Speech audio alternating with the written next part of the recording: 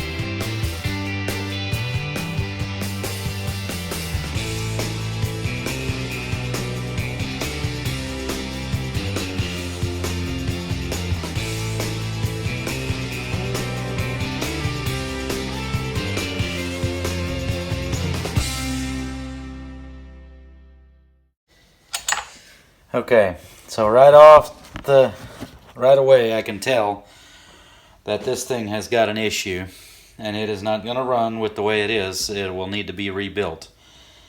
Technically it needs a new piston and cylinder for sure, because you can see in through there, and I don't know if that's going to show up very well or not.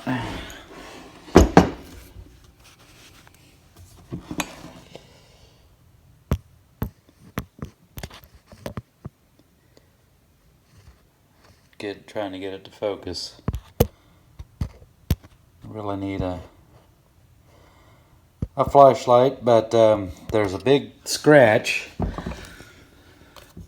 on that cylinder, that piston. So this thing technically is junk. It's not going to be worth putting a new piston and cylinder in it. However, just for the sake of making a video, I will probably be I'm going to look and see if I can get the parts, and if they're not too expensive, I'll probably go ahead and rebuild this thing just to just make a video and see how it works. But I'm guessing that it may have had a bad batch of gas in it, or maybe got the wrong gas in it, or it there's a few things that could have happened. It could have had a seal leaking somewhere. On these 2-strokes, they need to have all the seals, the crankshaft seals, all need to be sealed off. So we'll tear this thing all apart, and we'll see what all is wrong with it, see how much it's actually going to cost. But if you figure it up, it's probably not going to be worth it. I already do have another chainsaw, so it's not like I need this chainsaw, but I don't know. I just think it'd be kind of fun to tinker around with it, so I might go ahead and rebuild it and see how it goes, and I'll keep you guys updated on it. But that's